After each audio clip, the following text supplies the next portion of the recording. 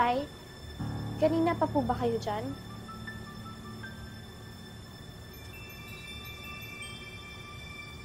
Magbihis ka na. Paalis na nanay mo.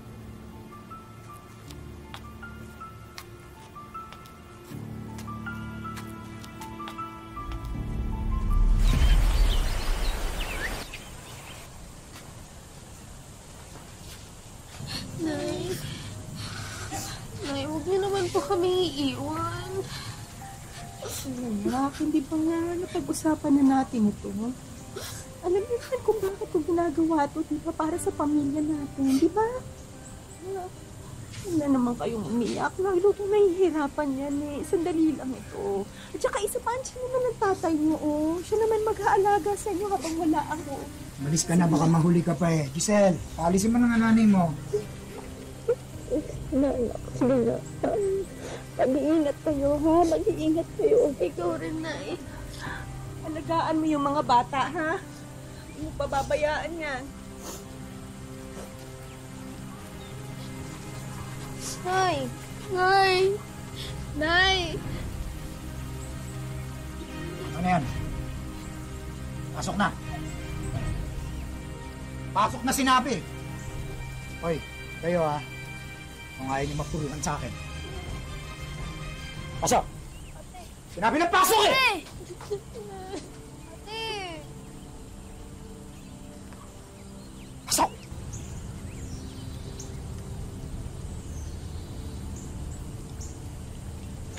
Pasok!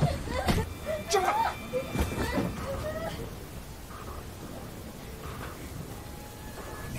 Hindi ka, ha? Gusto mo masaktan sa akin?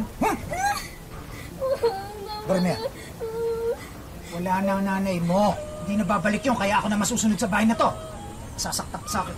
Hindi mapanatag ang kalooban ni Delia na iwanan ang mga anak sa piling ni Raul.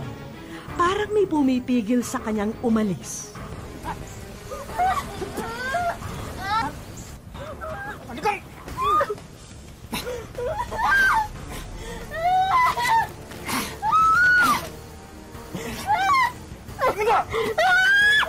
Asan ang tatay niyo, ha? Ang ating niyo! Tumawag kayo ng barangay! Bilis! Saan?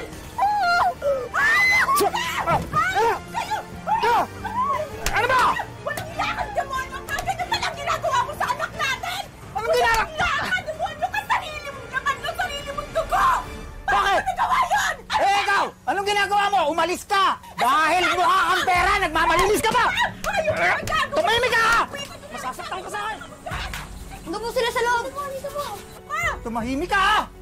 Ayo, ulis na! Ayun ka dito! Tama sa amin! Walang iyak ka talaga! Ayop ka talaga! Kaya mo dapat mo kayo nakikailang dito! Sumama! Ba't mo kayo nakikailang dito? Away na po! Isang malupit at mapang-abusong ama nawalay sa ina nang dahil sa kahirapan. Mga kapatid na tanging sa kanya lang umaasa. Ito po ang buhay ni Giselle. Bahagi ng kanyang pagdadalaga ang samot-saring mga pagsubok. Magbago na kaya ang kanilang kapalaran ngayong makikituloy na sila sa kanilang kamag-anak?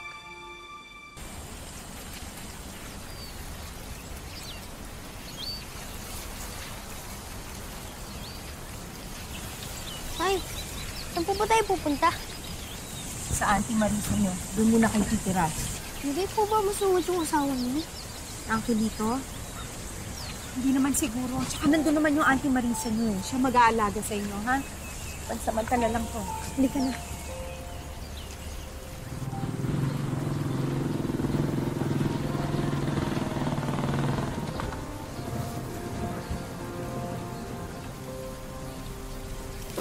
Kuya, salamat.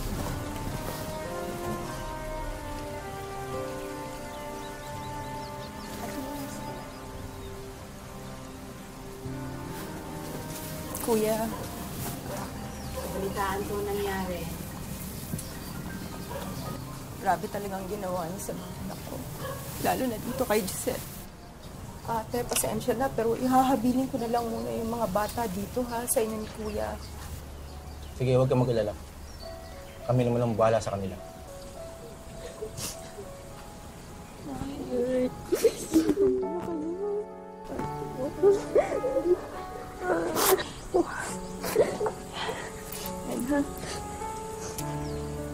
lagi yan, ha? Napakatatag ka. Kailangan ka ng mga kapatid mo.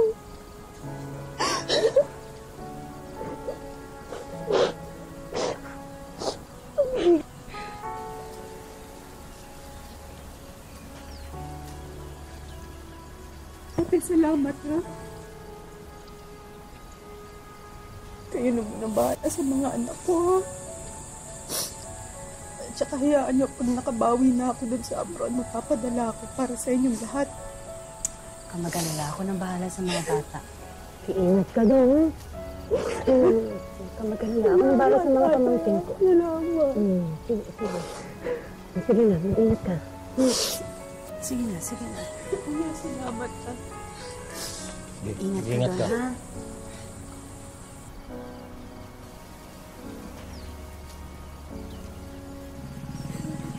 Sige na, tama na yan. Huwag na makulit.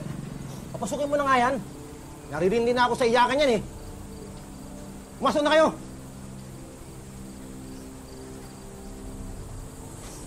Tumahan na nga kayo, ha? Pero ito usapan natin, ha? Tutulong kayo dito sa gawaing bahay. Lalo ka na, Giselle. Dahil ikaw ang pinakamatanda. Po, Auntie. Giselle! Giselle! Hanggang ngayon, naglalaba ka pa rin? Sobra ka namang bagal!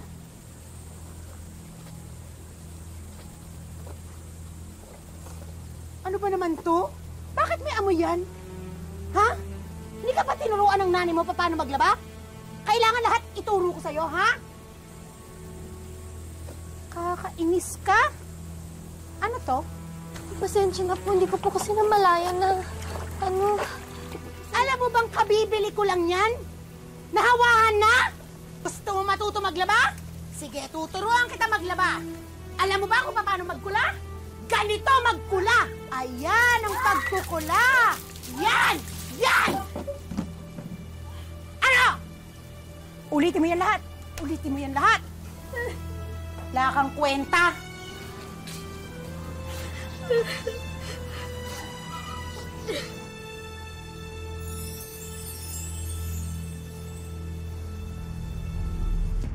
Wish ko lang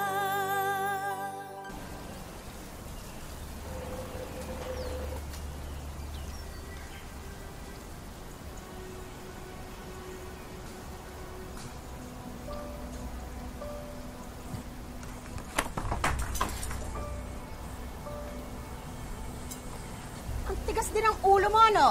Di ba sinabi ko, hugasan mo yung mga pinagkainan, ha? Iipisin tayo?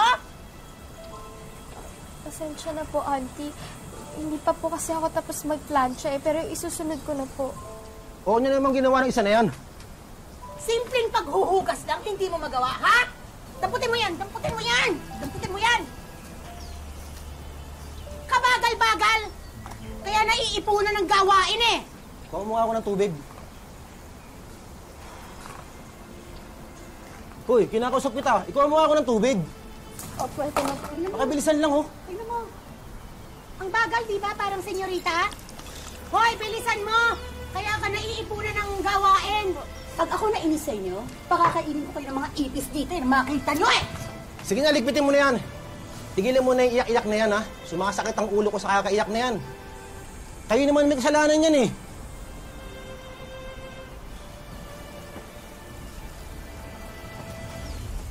Ang tinitiis naman ngayon ng magkakapatid ay ang pag-aalipusta ng kanilang tiyahin. Ang dapat sana mag-aalaga sa kanila, itinuring silang parang mga alila. Oh, Uncle, napasok na po kami. sige. Pwede po ba kami makahingi ng pamasahe? Oh, ano to? Bakit? Anong meron? Humihingi ng pamasahe. Mabuti yung bibigay ako sa kanila. Komedyante ka?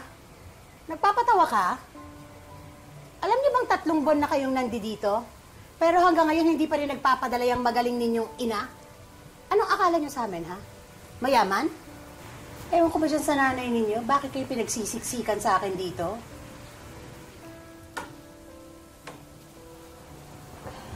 Sige po, mauna na po kami. Pep. Anong mauunang pinagsasabi mo? Papasukin mo yung dalawa na yan, pero ikaw maiwan ka dito. Oo, dahil tutulungan mo ako maglinis ng bahay. Ate, Tulong, kita mo rito. di ba may exam kayo ngayon? Sige na, mauna na kami. Sige na, pumasok na kayo. Sige na. Hoy, kayong dalawang paslit. Alis, tsupe, pumasok na kayo. Bilis. O ikaw, damputin mo to, lagay mo to doon. Pagpapahinga lang ako sandali.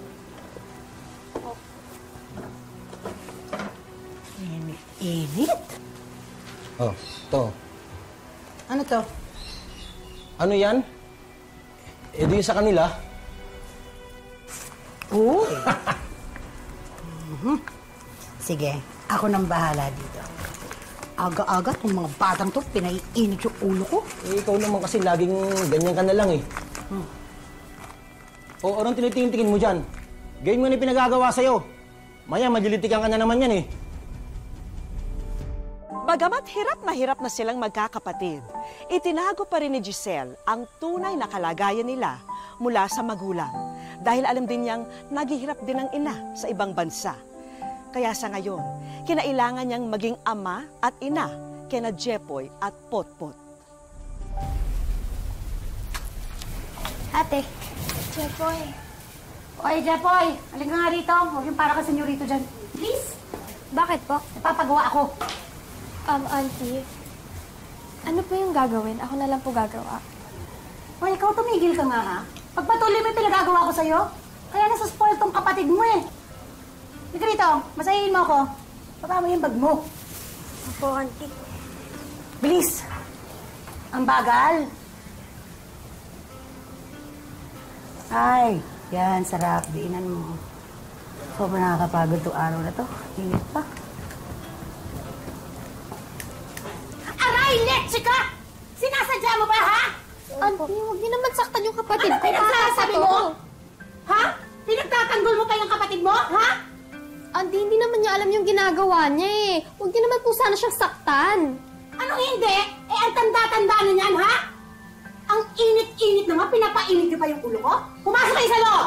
Huwag kayong lalabas, hindi ko kayo pinalalabas. Pumasok kayo sa loob! Hindi naman po niya alam yung ginagawa. Pasok!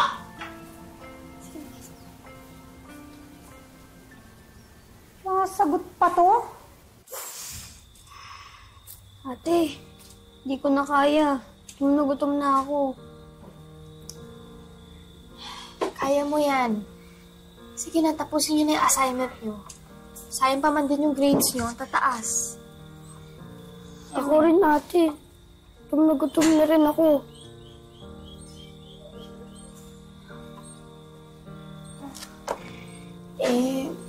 Sinabi ni Auntie na bawal tayo lumabas dito eh. Ate, nahihilo na talaga ako eh.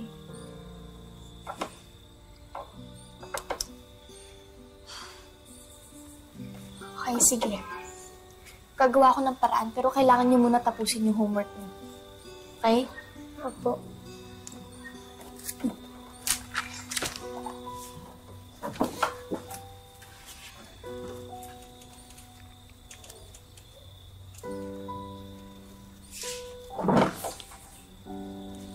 Hindi matitiis ni Giselle na makitang nagugutom ang mga kapatid. Kaya gagawa siya ng paraan kahit alam niyang ikagagalit pa ito ng tiyahin niya.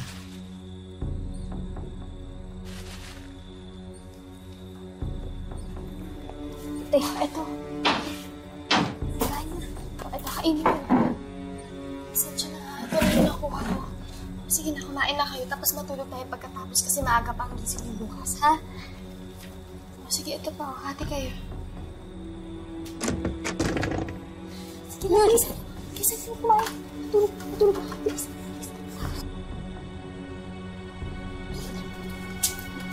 Ako kinapay.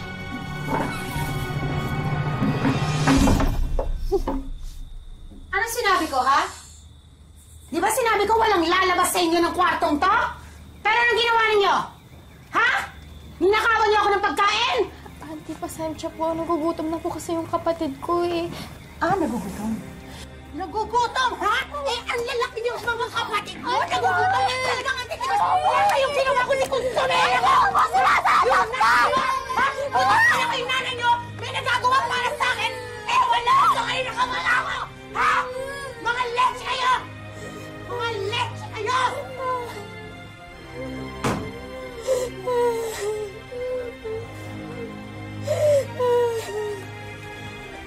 Ate! Ate!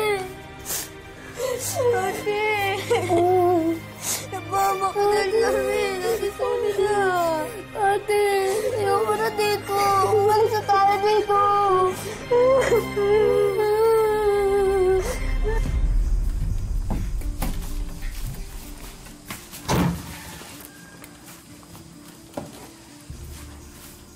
Ate, tara, tulungan sila.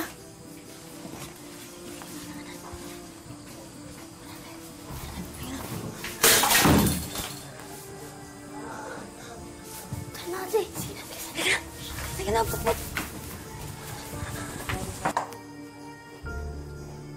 Giselle?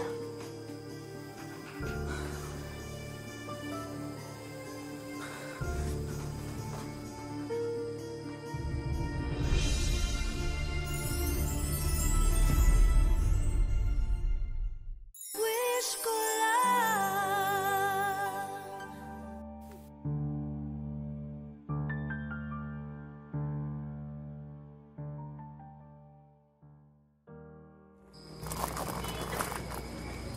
Gutom na ba kayo? Ha? Gutom na po kami.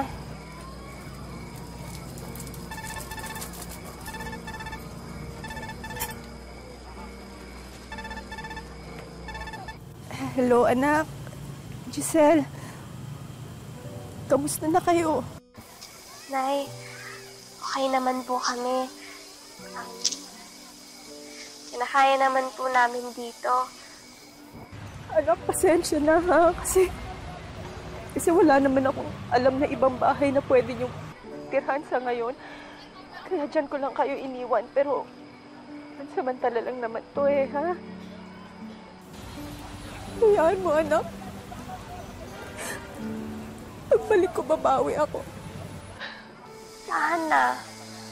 Kayo na lagi kayo mag-iingat dyan, ha? Sige, anak. I love you. Mahal ko kayo, ha?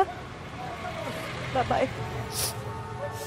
Upang lubos na matustusan ang kanilang mga pangangailangan, naisipan ni Giselle na gamitin ang pinadalang kakaunting pera ng ina para gawing puhunan sa maliit na negosyo.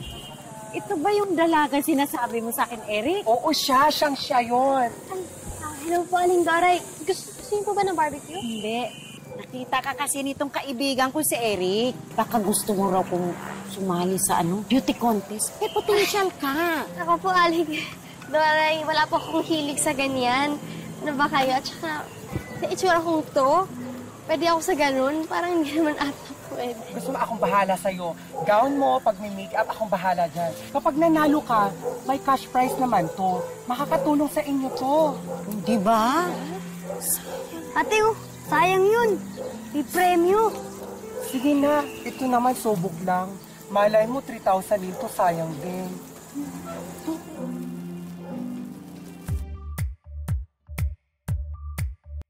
Sa kabutihang palad, sinuwerte si Giselle na dahil sa kanyang determinasyong maiuwi ang premyo at magwagi, nagwagi rin si Giselle sa kanyang kauna-unahang beauty pageant na sinalihan. Yung nanalo ka sa contest? Salamat nga sa Diyos dahil may pang-dashes tayo sa susunod na linggo. Mukhang uulan na ata. Mati, umaambon! Sige, sumilong kayo! Dali tayo! Dali! Dali kayo! Pero sa kanyang pagbaba ng entablado, tuloy pa rin ang takbo ng kamalasan.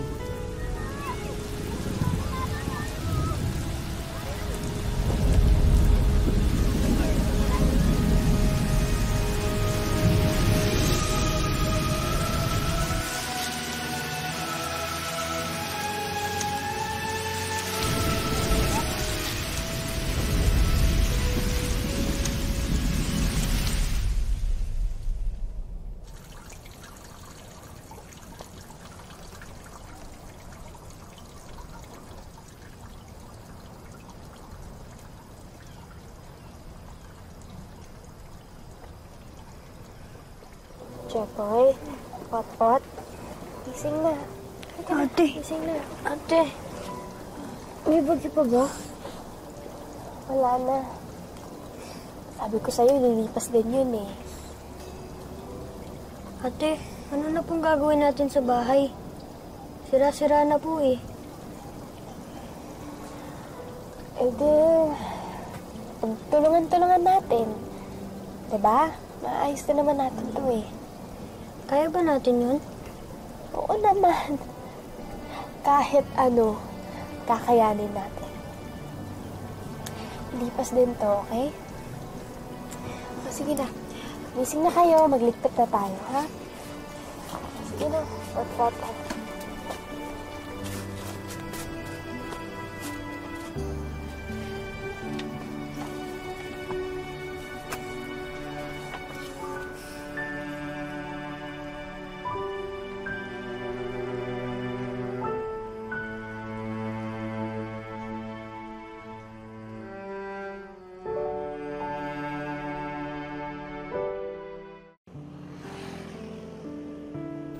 Dinayo namin ang Barangay Bulhaw, Labo, Camarines Norte para kamustahin ang magkakapatid na Giselle, Jeric at Raymark.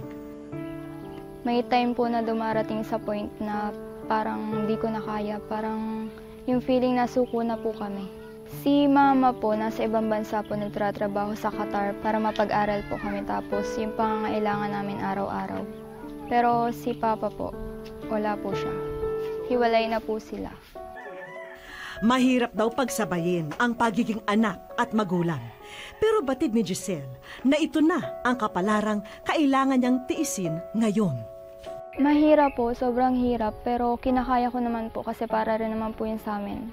Para maging okay po kami, para may mag-alalay din po sa kanila. Salamat sa pag-aalaga mo sa amin at sa pagmamahal at sa pagbibigay suporta sa mga ginagawa namin. Naawa ko kay ate kapag napapagod na siya. Kasi ang dami niyang ginagawa amin magkakapatid. I love you, ate. Huwag sana magsasawang mahalin. Nagaan kami. Pero malinaw sa magkakapatid na anumang ihain sa kanilang pagsubok, hindi raw nila pababayaan ang kanilang pag-aaral. Pangarap po kasi ni mama para sa akin na mapagtapos po ako ng pag-aaral para dumating daw po sa point na sa time na makahanap ako ng magandang trabaho para makaahon kami sa hirap. Pabili ng isaw. Ilan po? Ilan lahat? Nasa wish ko lang. Wish ko lang.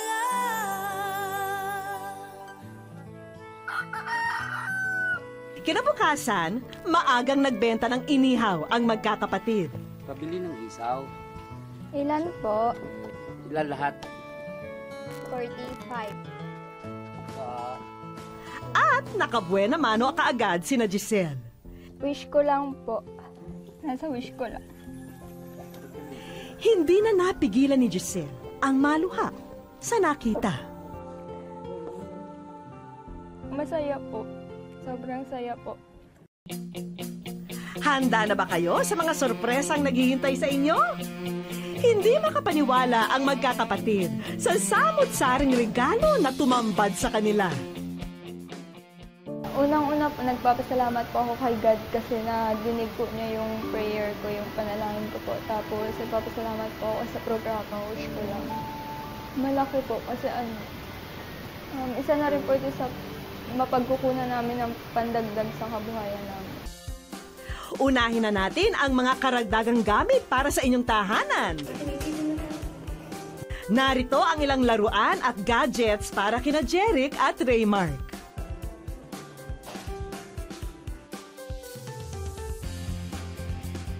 At dahil Hunyo na sa susunod na buwan, sagot na rin namin ang mga gagamitin nyo sa pasukan.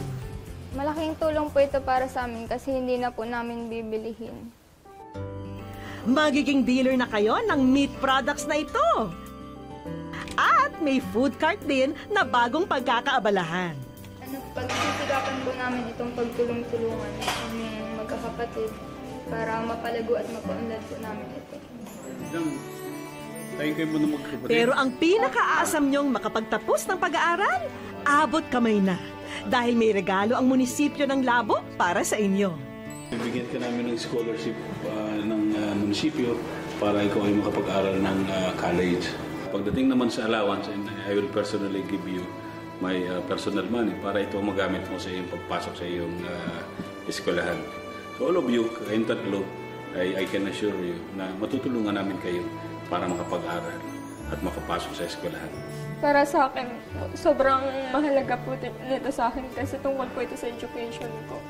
Yung makakapag-aral po ako ng maayos, tapos may sosuporta po sa akin sa pag-aaral. Yung hindi na po masyadong mahihirapan si mama para mapag-aral kami.